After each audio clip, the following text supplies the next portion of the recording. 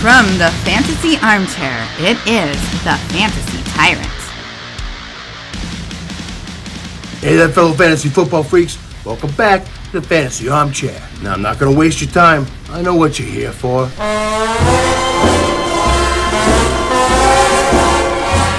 No, I'm just fucking with you, just kidding. I know you're here for part 3 of my top 200 overall rankings. And we're going to go over number 51 through 80. Now, if you want to continue crushing your league after these videos, sign up with me on Patreon.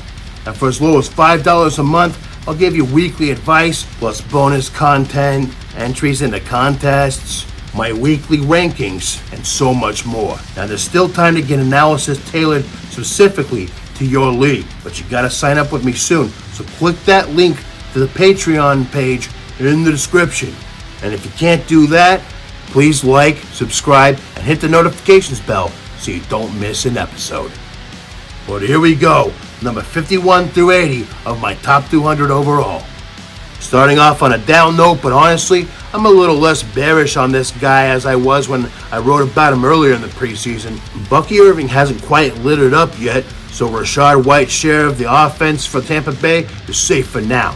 But my other points still stand. Check out my 3 running back bust video for more on that. He's fine if you can take him in the 4th or 5th round, but people are drafting him in round 2, and that's a mistake. I think he's a solid RB2, but I wouldn't count on him as my RB1. Again, I don't really think he's going to be a total bust. I just don't think his return on investment is quite what you're expecting. I get deep into this in the bust video, so check that out if you haven't. But to summarize, Coach Todd Bowles wants to put less on him in the passing game. Then they got Bucky Irving in the draft, who was the best pass-catching running back coming out of college. And White's efficiency isn't all that great at 3.6 yards per attempt. His gaudy numbers came from the pass catching, and I still think that scales back a bit this year. And I just like other up-and-coming running backs better than where he's going. Still draft him, but don't make him your RB1, that's all I'm saying. Malik Nabers is going to be a fine wide receiver in the NFL, but the Giants' offense this season looks about as good as Donald Trump and a pair of Speedos. Yeah, let's see what the YouTube algorithm does with that. Last season, the highest-ranking wide receiver was Darius Slayton, and he was wide receiver 46, so I think having Nabers at the wide receiver 30 is actually pretty generous. Yeah, he'll be the surefire top target for the team, but those targets are unfortunately coming from Daniel Jones, whose yards per attempt last season ranked 63 in the league and tied for 21st in touchdowns. Not all that promising.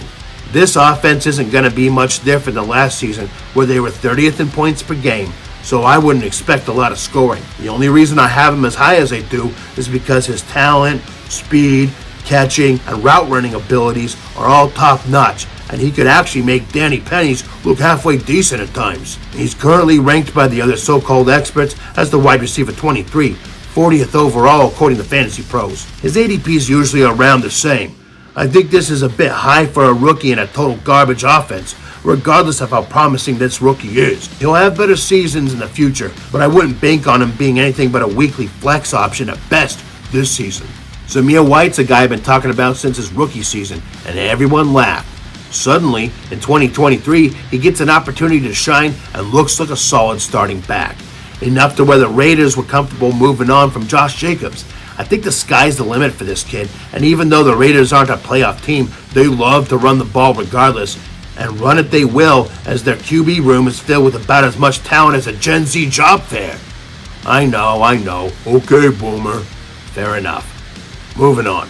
When Zamir White was the starter last season, he averaged 15.2 fantasy PPR points per game. Good enough for the running back 9 over the last 4 games of the season. And the defenses he faced were no slouches either, with the Chargers, Chiefs, Broncos, and Colts all ranking in the top 11 in rushing defense. No, the offense isn't going to be very good, but that didn't stop them from running the ball last season, as they were top 10 in rushing attempts per game. He's currently going as the running back 22, 68th overall, and ranked as the running back 26, 79th overall by the bullshit artists who call themselves experts on Fantasy Pros. I got your real Fantasy Pro right here. And I say Zamir White is an absolute steal in the 6th or 7th round. You can go quasi-zero running back as a draft strategy and still get him as your running back too. He's going behind guys like Java Williams and DeAndre Swift. You shitting me? Yet another time sticking with the TyRant will pay off in spades. Another guy whose ADP's got me scratching my head is Jayden Reed. He came out of nowhere as a rookie and led the Packers offense as the top wide receiver last season. Once he hit his stride, through the last 9 games of the season, he was the wide receiver 10. I know what you're thinking. Christian Watson being injured played a lot in that.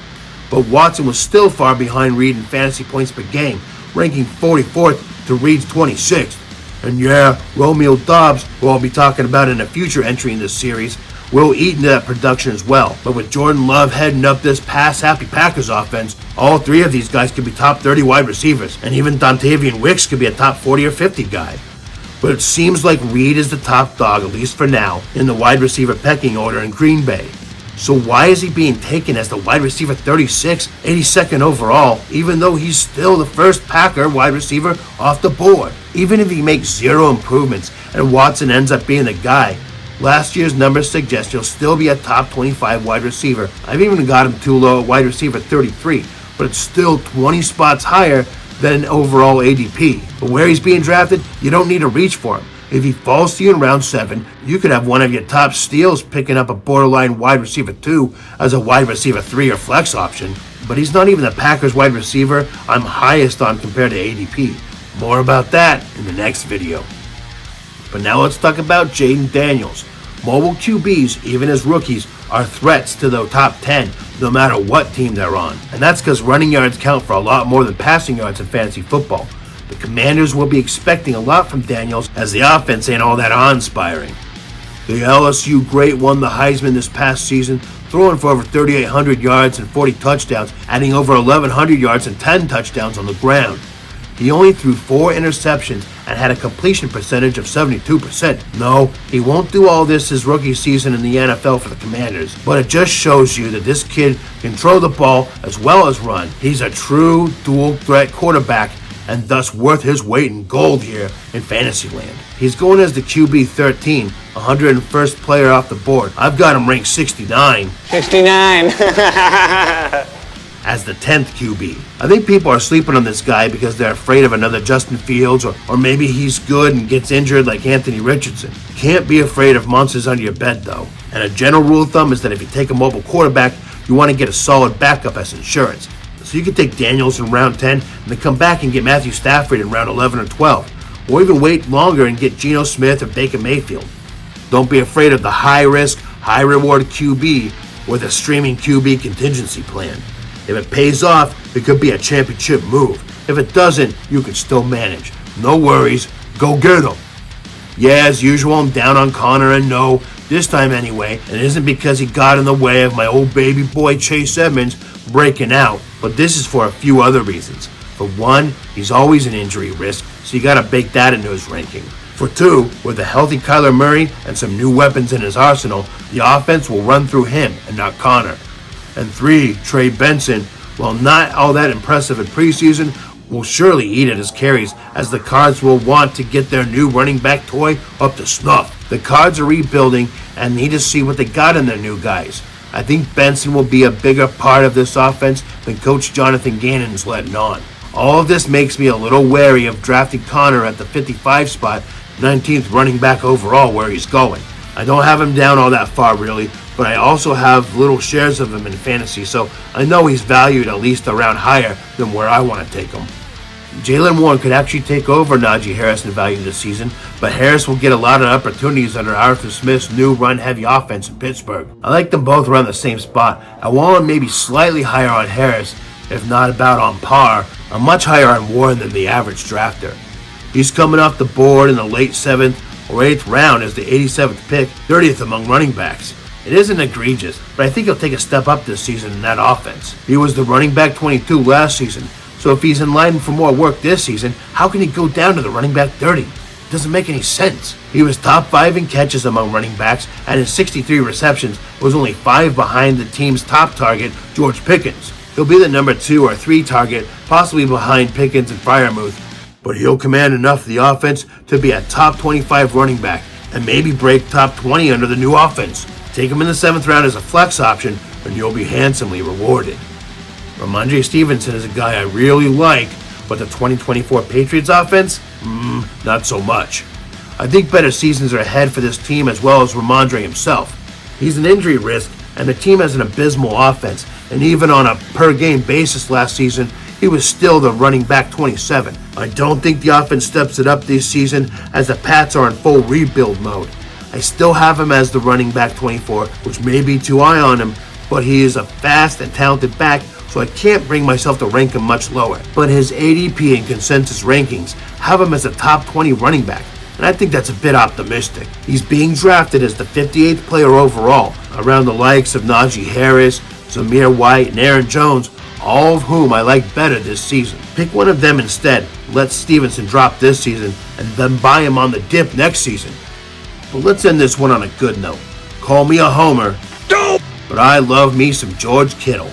He's been a consistent top 5 tight end each of the last 3 seasons, despite any injuries he sustained. A set him and forget him tight end in fantasy is a priceless commodity, and for some reason, Kittle's being ranked and drafted as less than that. He's the 8th ranked tight end by the bullshit experts and 87th player off the board. Purdy's just going to get better. The offense is going to get better. The team's all happy and gelling since Ayuk got his deal done. I think Kittle might be a top 3 guy again. He should at least be included in the tight end tier 2 with Mandrews, McBride, and Kincaid. Getting a top 5 tight end in round 7 or 8 is how you win championships, baby.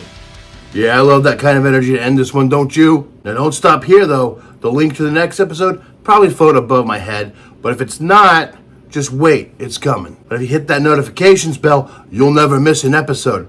While you're there, you may as well hit like, subscribe if you haven't, because I feel that love, and that love spreads everywhere. And hey, speaking of spreading the love, share this with everyone you know. Now my next video, that's going to get us over the hump. Players 81 through 110 coming at you. Until then, I'm out. Peace.